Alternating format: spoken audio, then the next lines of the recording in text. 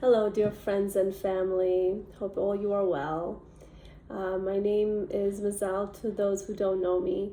I am a simple mother, wife, daughter, friend who likes to share the lessons and ideas that I'm learning throughout my journey here. I guess by sharing it, I am learning with you and strengthening what I'm learning, because as humans we tend to forget. When we have good times, we tend to forget the lessons that we have learned.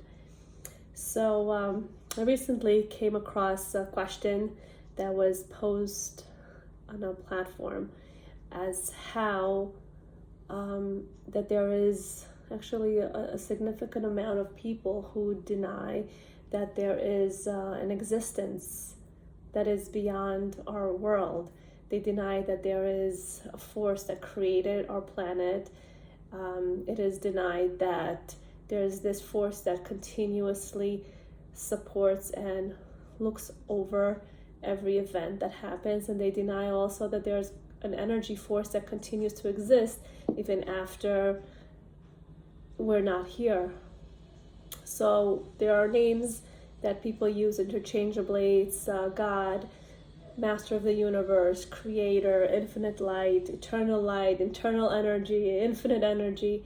But there is this source, and the way to connect to that source is through our sixth sense. So we have the five senses: smell, sight, hearing, taste, touch. Those are the physical senses, and those are limited.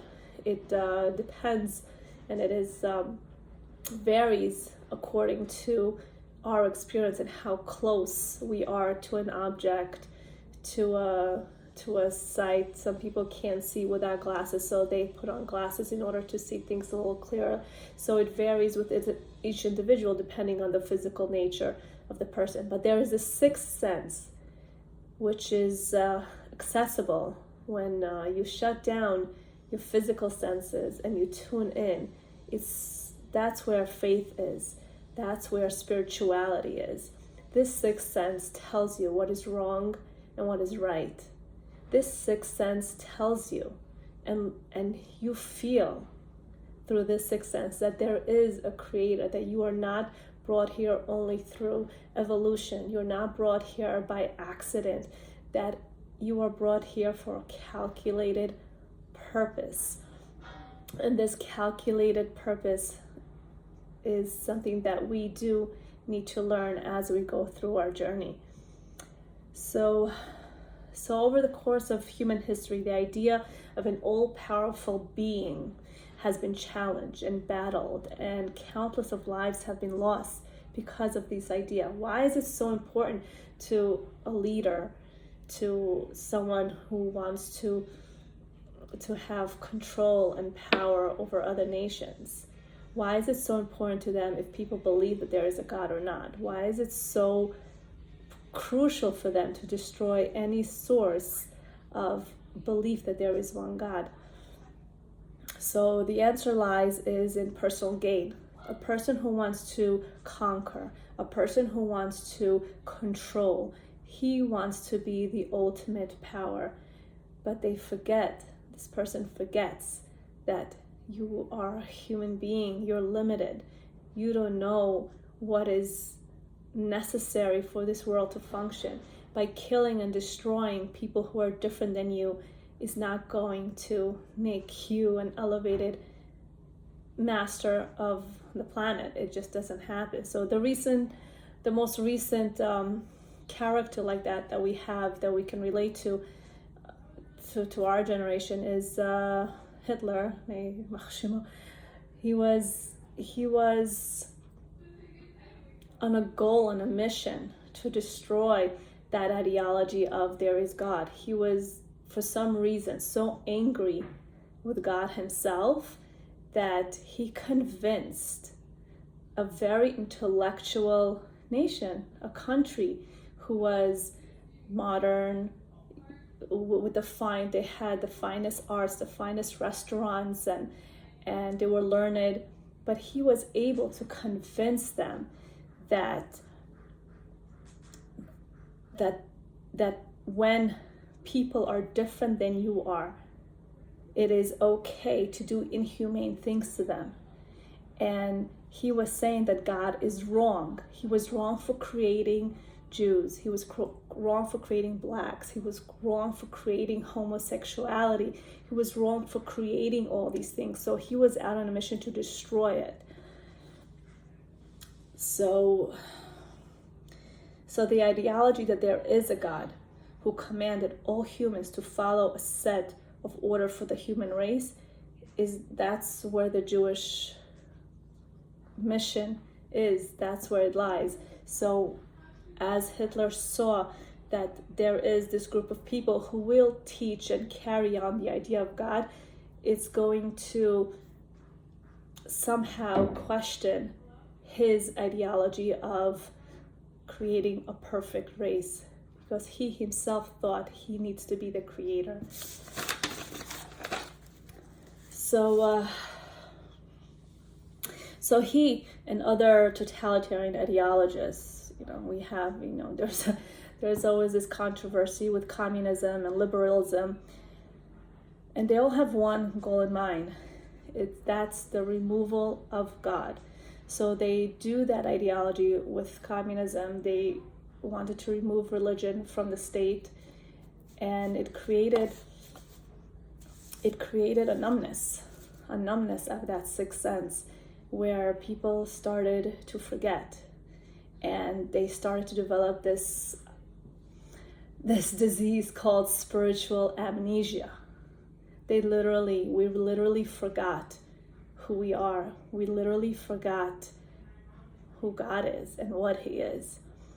So there was one thing, I just want to review here so I don't miss it. So their idea is to control people. So if they want to control people, they have to do it through inhumane actions. And by denying that there's a God, they also deny that there are laws for humanity. So these 7 laws they're called Noahide's law. They're given to all the nations. So at the same time that the Jews were receiving the Torah, 613 laws, the rest of the nations received 7 laws that they must keep. Number 1, and the reason why they needed this is to have a functional society. So the master, the one who created this, the architect who created this planet, who designed it, knew that there are certain restrictions, there are certain guidelines that needed to be followed in order for it to be a functional and thriving society. So I'm just going to review the 7 of them very briefly. You could do your own research if you feel like. So number 1 is believe in God. So every human is commanded to believe in a God. You cannot worship idols. We also have to respect his name. We can't shame it. We have to, number 3, respect human life. What does that mean? No murder. Murder is not allowed. Respect family. What does that mean? Do not commit immoral sexual acts. There's a list. There's a list of immoral sexual acts such as incest. Having relations with someone who's married. There's a list. There's a list of that. The respect for other people's rights and property. Do not steal. You cannot just do whatever you feel like and go take someone else's party. It's not yours. Number 6, creation of a judicial system. So the nations of the world have to pursue justice. And number 7, respect for all creatures. What does that mean? Do not eat the flesh of an animal that is alive. Respect what I created. That's what God is asking for. I created humans. I created animals. Respect it. Don't harm it. Don't be vicious. So to backtrack, Adam and Eve, they were 2 souls up in the heavens, right? So they were given a mission to fix the lowest of the worlds. And this is a story by Rabbi Manis Friedman. You can research him and hear the full story. It was said so beautifully. So he was explaining that in the Garden of Eden, that these two souls were brought down to the Garden of Eden, and they were told that your mission is to correct the lowest of the worlds. But as they looked around, Garden of Eden was already perfect, except for this one tree, this one fruit of that tree that they couldn't eat. And they realized this is what will lead them to a place where they can go and correct what needs to be corrected, to fix it. So, hold on, let me just backtrack here, just to keep me on the same train of thought. Okay, so by eating that forbidden fruit, they were brought down to the world that we already live in now. So, but their mission was not only for them. It did not end once they died. It continued for the rest of humanity. Therefore, we see the 7 laws and 613 laws, so that way we can effectively carry out the mission of fixing this world that is flawed. And this is a world that has death, a world that has pain. It has all these things, and we are here in order to correct that. So,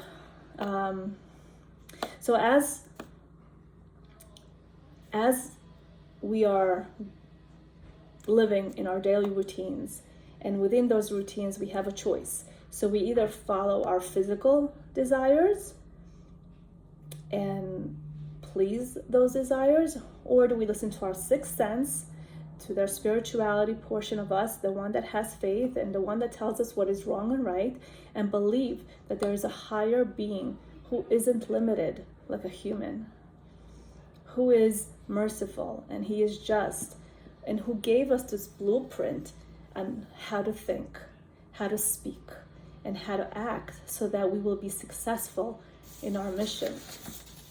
In order to be successful in any mission a person given, just like, when you get a job, each person in that company is given a specific task.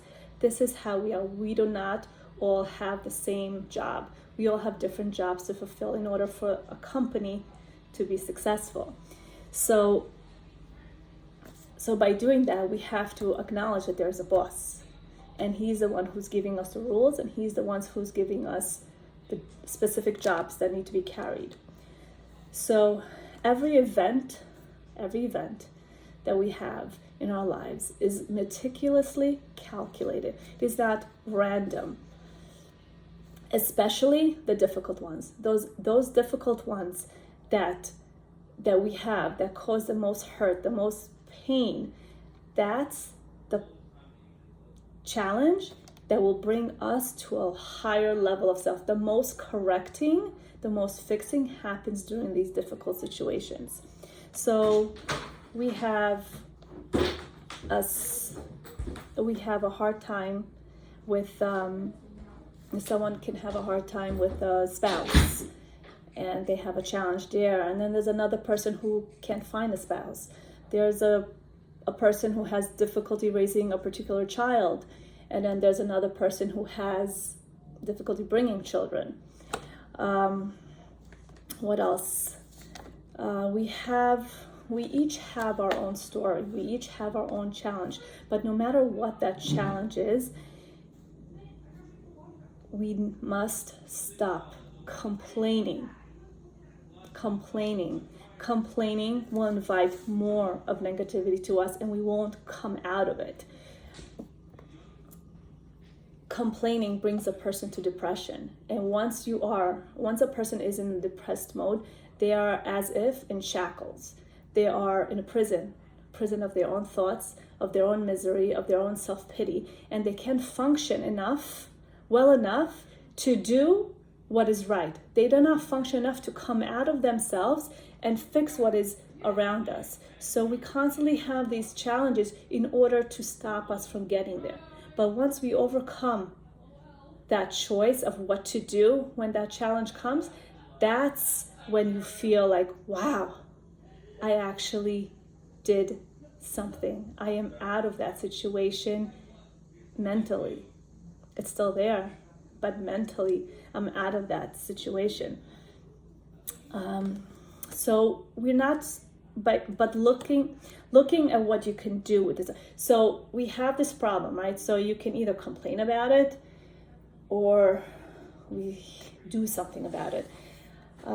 There was a comparison that I heard with from Rabbi Yoshua Pinto, and he described events that we encounter as a torch. So you have a fire approaching you.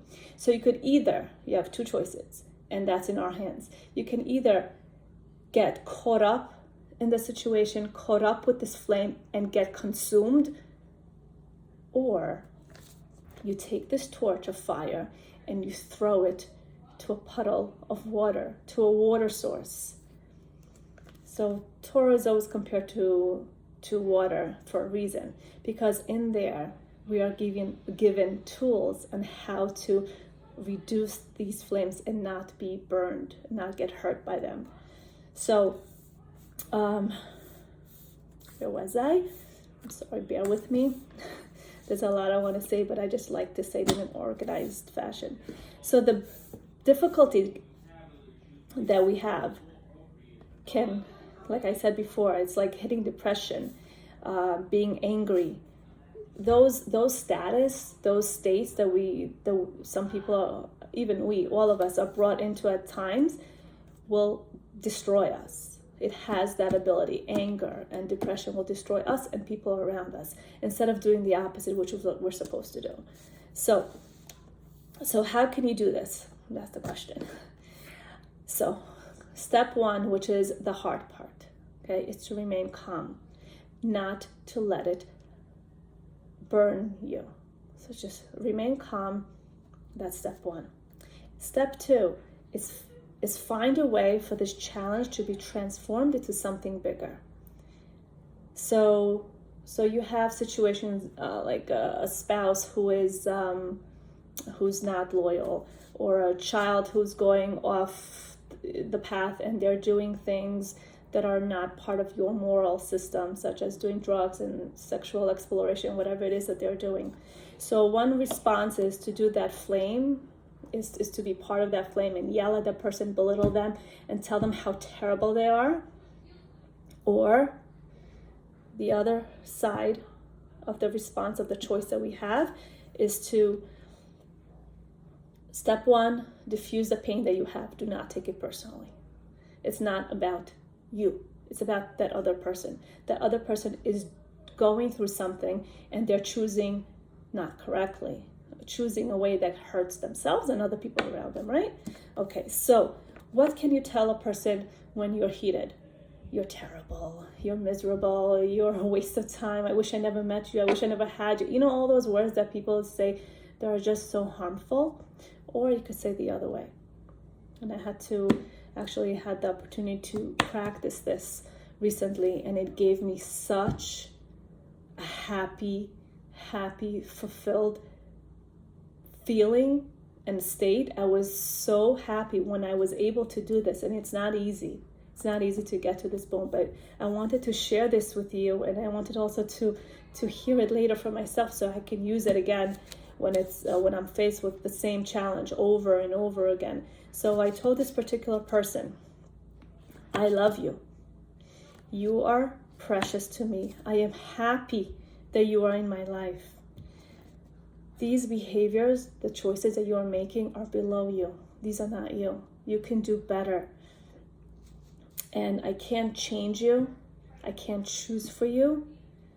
But I will love you and be here as long as you're not hurting anyone else around you, because there will be consequences for that. So if a person is hurting others and they're damaging property and they're damaging people physically, consequences have to be taken. However, you still need to love them and realize that this is an action that is separate from the person himself, because every single person is special and is unique, and the world cannot function without this person. So this challenge is given through this person for you to learn how to react.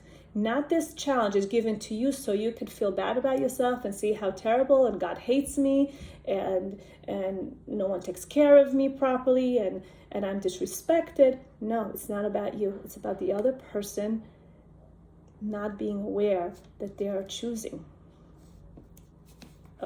a path that's not so good for them. So, and I saw that by using those words of support takes a really brave heart to do. It takes a brave heart to put your ego aside. It takes a brave heart to put your pain aside and diffuse it and say, I am here for you because you are important and you're precious and I love you. It's up to the other person on what to do. So, yes.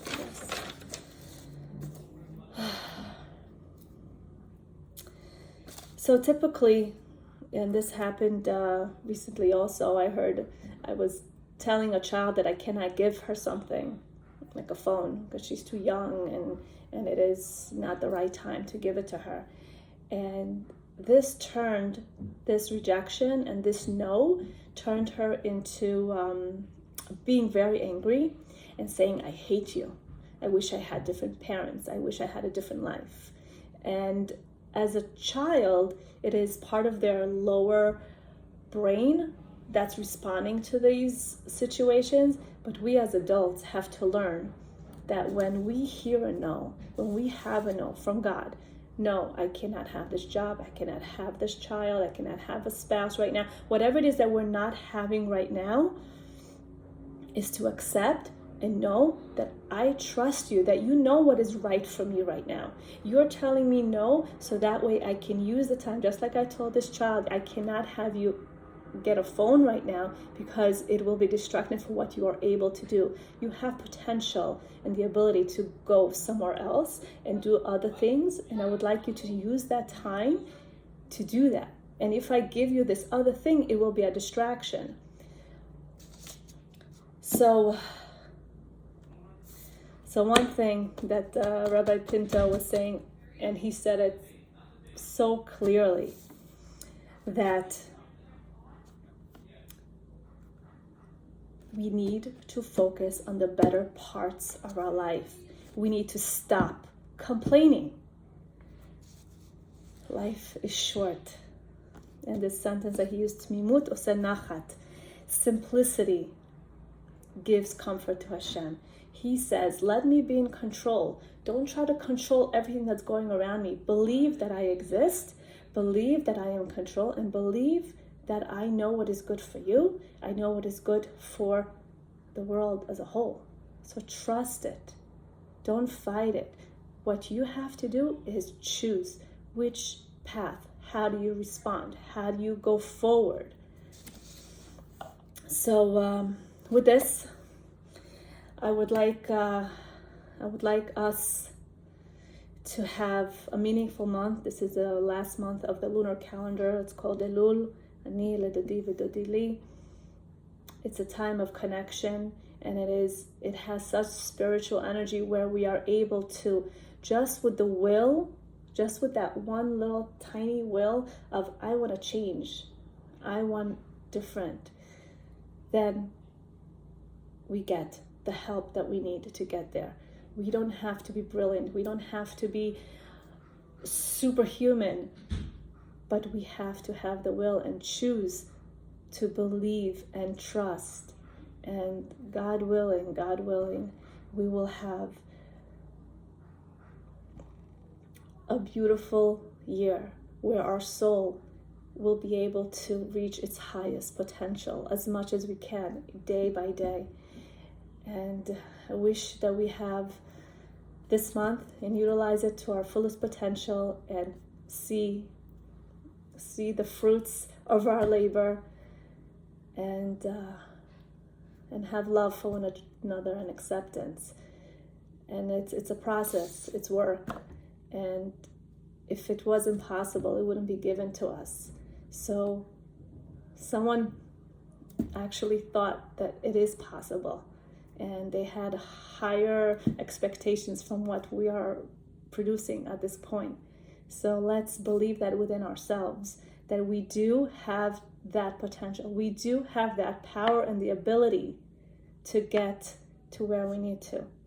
So with that, with love, I'm going to end and wish you and wish us good and blessed days.